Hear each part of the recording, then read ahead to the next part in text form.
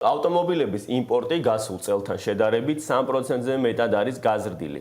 გაზრდილია ასევე ავტომობილების სარეალიზაციო ფასიც. თუმცა თავად სექტორი კონკრეტულ გამოწვევებზე საუბრობს და ასევე კონკრეტულ პრობლემებზეც მიუთითებს. რაშია პრობლემა და რა აწუხებს სექტორს? თემაზე სასაუბროთ პირდაპირ ეთერში ალექსი ნონიაძე ავტოიმპორტიორთა ასოციაციის პრეზიდენტი გვერდება. ბატონო ალექსი, ძალიან დიდი მადლობა მოგზანებისთვის. მოგესალმებით, მესალმებით ჩვენ მაყურებელს, მადლობა მოწვევისთვის. ბატონო ალექსი, ავტოიმპორტიორები კონკრეტულ გამოწვევებზე საუბრობენ. ეტაპობრივად ჩავშალოთ ეს გამოწვევები, თუმცა თავად ერთ-ერთი მთავარი არის სარეალიზაციო მიმართულება და რეალიზაციის პრობლემა. თუმცა მეორე მიმართულება გახლავთ თავად ოფიციალური სტატისტიკა, რომლის მიხედვითაც მაგალითად გასულ წელთან შედარებით იმპორტი არის გაზრდილი. ეს აპრიორში ნიშნავს იმას, რომ რეალიზაციის პრობლემა ამ მიმართულებით არ უნდა იდგას.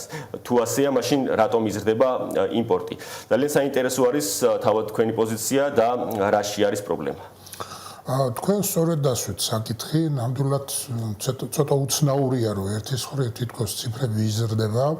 ეს ეხება როგორც თანხობრივ გამოხატულებაში ვაჭრობის მოცულობას, ისევ რაოდენობაში. ხო, პირველი 6 თვის მონაცემებით 2025 წლის მონაცემები, წინა წლის 24 წლის მონაცემებს, როგორც თანხობრივ გამოხატულებაში, ასევე ერთეულებში ზრდის ტენდენციით, უბრალოდ ზრდის ტენდენციით ხასიათდება ეს მაჩვენებლები. მაშინ კითხვა ჩნდება, თუ იყო ჭარბი მიწოდება 2023 წელს და ეს ამოიყიდა ეს ავტომობილები.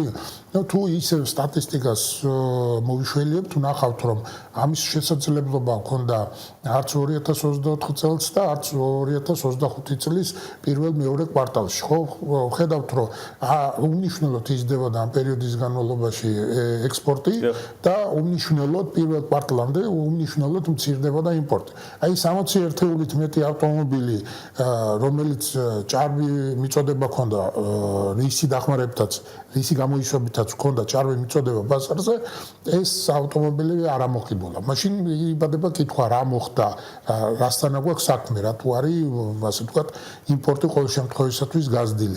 ერთ-ერთი ამისი, ასე ვთქვათ, მიზეზი შეიძლება დავასახელოთ თავარ მიზეზად ის, რომ უკვე ადგილობრივი დილერებისაგან არ აყიდულებენ ყაზახი და ყირგიზი დილერები თვითონ შემოყავთ, თვითონ აკეთებენ და თვითონ გაყავთ.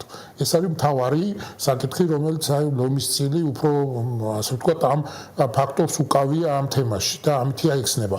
მეორე არ გამოურიცხავთ იმასაც, რომ მართალია მინიმალური ნაწილი, მაგრამ ეს ბაზარი არის თავისუფალი და ნებისმიერ მოთამაშე შეუძლია თავისუფლად შემოიდეს და გავიდეს.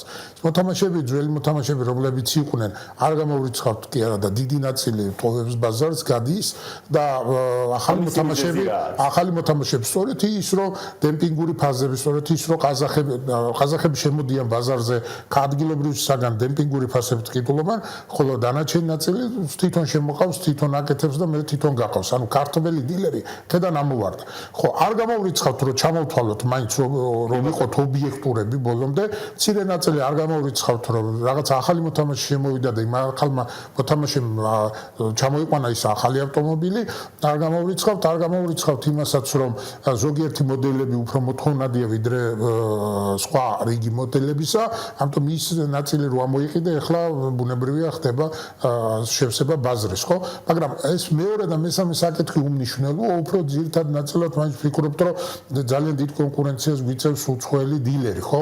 უცხოელი დილერი, რომელმაც ქართველი დილერი ამოაგდო ბაზრიდან, გაიყვანა თამაშგარე მდგომარეობაში. ბატონო ალექსი, კონკურენცია ახსენეთ და სწორედაც თავად სექტორის წარმომადგენლების პოზიციას თუ გადავხედავთ, მათი ნაწილი არაჯანსაღ კონკურენციაზე მიუთითებს.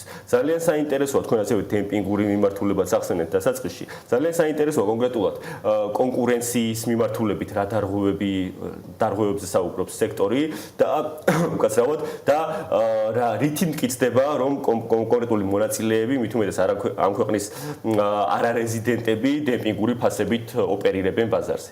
აი სწორედ იმის გამო, რომ იყო ჭარბი მიწოდება ბაზარზე და პროფიციტული ყოდა ბაზარი და იმდენი მომხმარებელი არ იყო, რამდენიც გამყიდველი იყო, მოთხოვნას აჭარბებდა მიწოდება.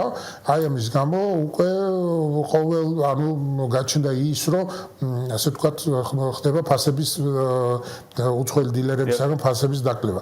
ხლა არ მინდა რაღაცა შეთქმულების თეორიაში შევიდე, მაგრამ თვითონ კადრები მეტყოლებს თავისთავად ფაქტზე, რომ ყოველ დილით იკრიბებიან ყაზახი ყირგიზი დილერები, აი ესე საუბრობენ რაღაც მცირედი მოლაპარაკებით, ასე ვთქვათ, დავარქვათ თათბირი აქვს ყოველ დილით, სადაც საუბრობენ სანამ გავალ ბაზარზე უშუალოდ გავლენ, რომ აი ამ მოდელში ამაზე მეტი არ გადავიხადოთ.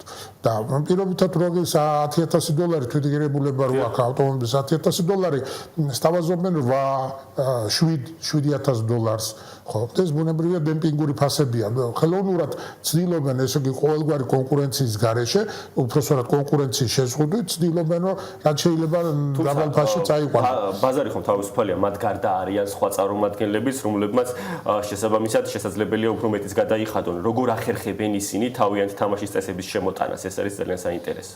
აი უყურეთ, აქ არის როგორც პროფესიონალი დილერები ჩვენთან ქართველი დილერების ასე ვთქვათ ნაწილში ვსაუბრობ, არიან როგორც პროფესიონალი, ისე არაპროფესიონალი დილერები. პროფესიონალი არის ის დილერი, რომელიც უშუალოდ ამ საქმიანობთან დაკავშირებით. მაგის გარდა ჩვენ ვიცით ძალიან ბევრი ასე ვთქვათ სპეციალობს ადამიანი, მათ შორის საჯარო მოხელეები, რომლებსაც 3, 4, 5 მანქანა ჩამოყავთ წელიწადში. და როცა შემოდის ის ასე როგორ გითხრათ, მათთან ასე ვთქვათ უშუალო მოლაპარაკება ქართული მხრიდან შეუძლებელია, იმიტომ რომ ის არ არის პროფესიონალი და როგორც კი დაინახავს რომ ზარალზე მიდის, ურჩევნია ზარალი გაკნოს, ვიდრე მთლიანად დაკარგოს. ანუ მისთვის დროის ფაქტორი გადამწყვეტია, ხვდებით? მაშინ, როდესაც ისინი ვინ ჩამოსულები არიან აქ, სწორედ იმიტომ არიან თავის ქვეყნიდან აქ ჩამოსული და აქ ცხოვრობს, რომ სწორედ მხოლოდ ამ საქმიანობთან დაკავებული. პლუს მაგას ისინი ახერხებენ მოლაპარაკებას. ჩვენ ასოციაცია ყოველთვის ხლა არ გვინდა კანონის დარღვევა, არავინ არ ჩაგვითვალოს, რომ ჩვენ კანონის დარღვევას ვცდილობთ, მაგრამ მცირედი შეთანხმებაც ხშირად ჩვენი ასოციაციის წევრებს შორის ძნელდება. მაშინ, როდესაც ისინი უცხო ქვეყანაში არიან და ადვილად ახერხებენ ამ მოლაპარაკებას, ხვდებით?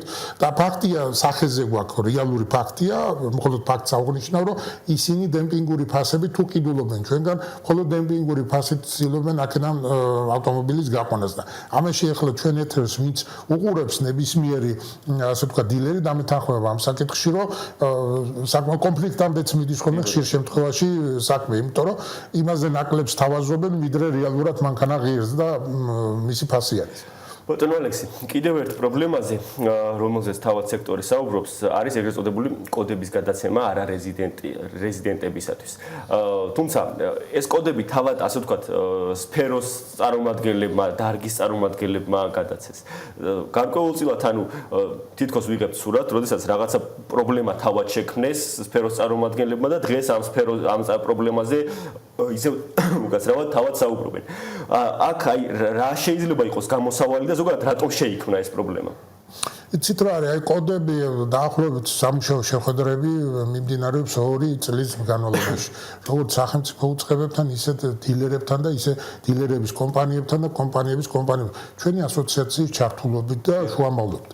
იცით რა არის, როგორი მომენტია, რა თქმა უნდა, ეს საკითხი ამ კოდების გადაცემა მიიყვანა. აქ ორი აზრი არ არსებობს, მაგრამ უკვე გავლილი ეს გზა, როგორ გითხრათ, ახლა ბევრი არ დამეთანხმება, ვიცი, ვინც ახლა ამ ეთერს უსმენს და იტყვის, რომ აი კოდები უნდა ვისავქნათ, რა ქვია, კოდების გადაცემა უნდა აღვძალოთ. კი ბატონო, მაგრამ უყურეთ, წეგან ვახსენე, ეს არის თავისუფალი ბაზარი. ძალიან ბევრი მოთამაშეა, რომელიც თავისუფლად შემოდის და თავისუფლად გადის. ნებისმიერ კომპანია, რომელსაც აქვს თავისი კოდები, შეუძლია დაარიგოს. ანუ რო დაარიგებს, თქვა, არ მისცემს 50 კომპანია, მაგრამ მისცემს ერთი კომპანია. ხო, ნუ ამით გამოსავალს, ანუ ყველა უნდა მოვილაპარაკოთ მაშინ ამ კონკრეტულ შემთხვევაში, რომ უცხო ქვეყნის მოქალაქეებზე კოდების გაცემა არ უნდა მოხდეს. მაგრამ ესეც არ არის საბოლოო ჯამში გამოსავალი. ეხლა დააკვირდით, დილერების ნაწილში შემოვიდნენ, ხო შემოვიდნენ კონკურენცია გაგვიწიეს. ეხლა მიდის ის, რომ ბაზრობა გახსნეს მცირე, მაგრამ დიდ ვერაფერს ვერ აქმნის ამით ის ბაზრობა, იმიტომ რომ რაღაც სადაც არ მინდა შევცდე, სადაც მაქსიმუმ 50 ადგილიანი არის ის ბაზრობა. რუსთავის ბაზრობის გვერდზე ბაზრობა გახსნეს, პროფილაქტიკები გახსნეს და რა უშლით ხელს, რომ საკუთარი ლოგისტიკური კომპანიები გახსნან ხვალ.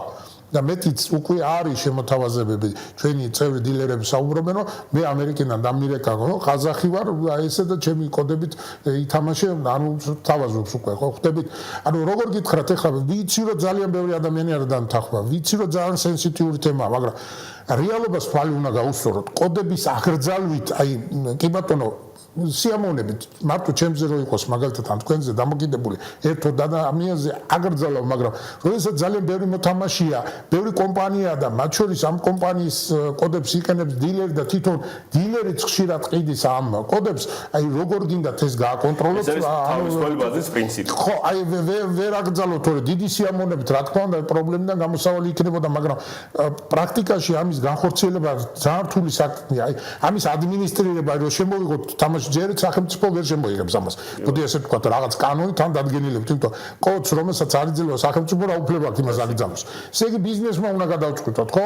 ესე ყველა უნდა მოვილაპარაკოთ, დავჯდეთ ერთ მაგიდასთან და გადავწყვიტოთ, რომ კი ბატონო, თქვა, მაგრამ ვიღაც აღმოჩნდება მაგიდის მიღმა, ვიცი თქვის, რომ მე თქვენთან არ მომილაპარაკებია, მე მაგიდასთან არ ვჯდარვა და მე უნდა გავცე.